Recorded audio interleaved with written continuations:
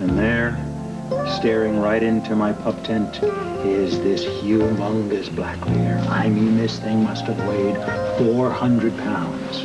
What did you do? I stared straight back into his eyes, and he fainted. Wow! I never knew you could live off the land without a gun. Hey, listen, I have become very wise in the ways of nature. Besides, there were lots of nuts and berries on the land for me to eat. I never knew you were so close to nature. Well, I figured if Daniel Boone could do it, so could I. I want to hear more. No, you don't. You gotta get back to school. Come on. Okay.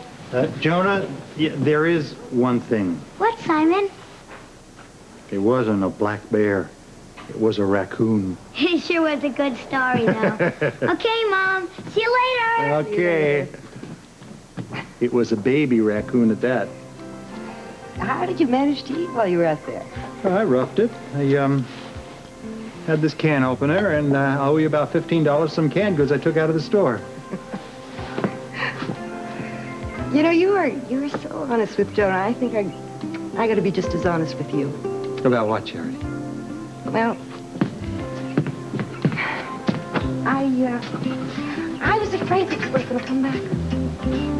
Oh, Charity, I said to you. I know what you said, but I was just afraid that I had lost you forever, and I saw my life come to an end. Listen, you were never out of my thoughts, not for a minute. Do you know that? Really? Absolutely.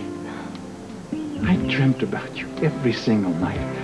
You know, my dreams were so real. I'm not kidding. It felt like you were there by my side. Do you know that I've had the same kind of dreams about you? Was I by your side? Yes. And, well, when I despaired of you ever coming back, I only had one regret. What was that? That I hadn't asked you to come to my bed. You are the only other man that I have ever had in my life, besides my husband, my first love.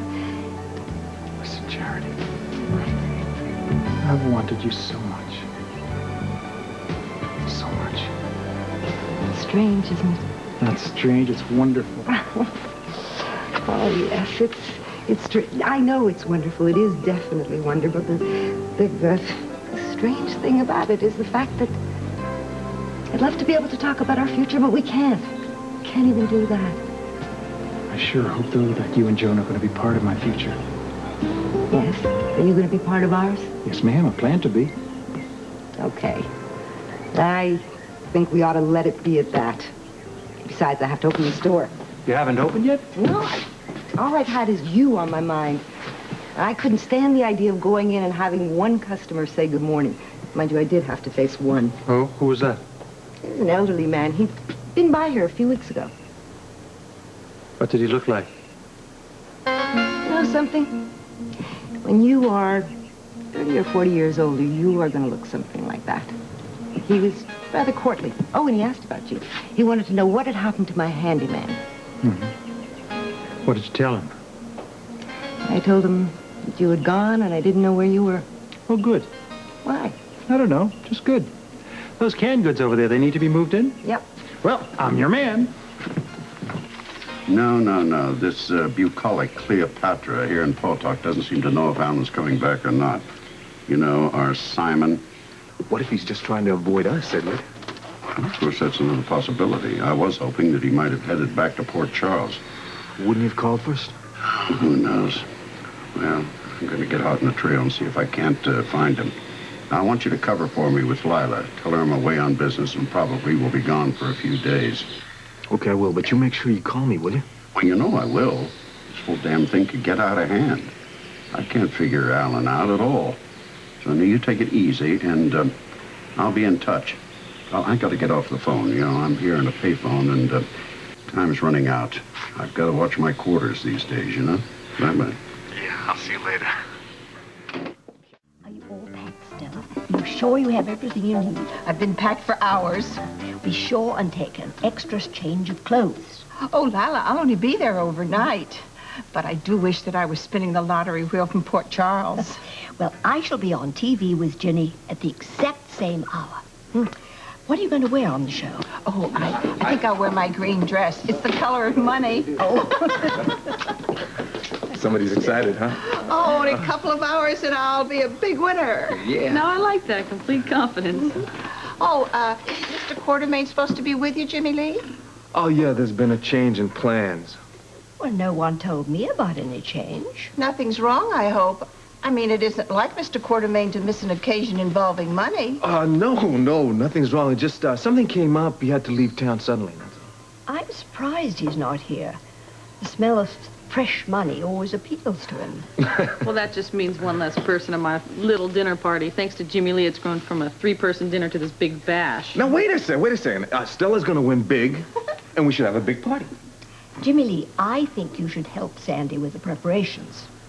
You know, I'd love to, but I gotta take Stella to the airport. Then I gotta go get cleaned up. I gotta take Lila to the TV Hey, station. Jimmy, it's fine, okay? I'll call Patrick. Maybe he can help me. Oh, look, they're about to start the lottery. Oh, let's watch. Come on. Here we go. Here we go. Come on. Spin Mrs. Dale Frenzy. Thank you. No, that's not... No, that's not Stella. She's not there yet. Where is she? There's a lot more excitement ahead, ladies and gentlemen, on the Big Spin. Our next contestant is a lovely lady from Port Charles. Backstage, ready to spin that wheel of fortune. So let's have a big greeting for Stella Field. Oh, she looks great. Oh, she looks I'm scared to death. I'll take good care of you. Now, it says right here you're from Port Charles, and you work for the Quartermain family. Is that right? Yes, and they're all at home watching me. Quartermain. And Port Charles TV personality Ginny Blake. Can you hear me? I said There's Lila. anxiously awaiting Stella's jackpot spin. Good luck, Stella. And with me in the studio tonight is Mrs. Lila Quartermain, Stella's close friend and employer. Welcome to the show, Lila. Oh, I wouldn't miss this for the world. Yoo-hoo, Stella, can you see me? Your family must be very excited, Stella. Oh, this couldn't have happened to a more deserving person. Stella's been like a member of the family. In fact, I don't know how I could have gotten along all these years without her friendship and her loyalty. That's just like Mrs. Quartermain. So, the big moment is approaching. Tell me, have you thought about what you'll do with the money if you win? Oh, yes, I know exactly what I'm going to do with it. I'm going to invest it all in Pickle Lila. Are you ready for that big jackpot spin? Yes, sir. All right, go for it. Remember, this is all for Come the on, pickles. Stella. Round and around she goes. Around to... Congratulations, Stella. You've just won a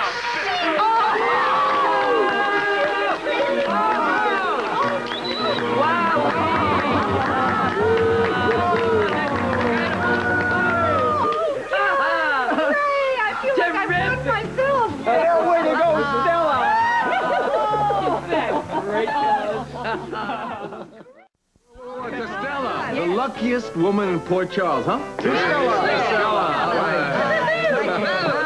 You know, that $50,000 should help Lila expand her business. Well, yeah, I know. It's something she's been wanting to do for a long time.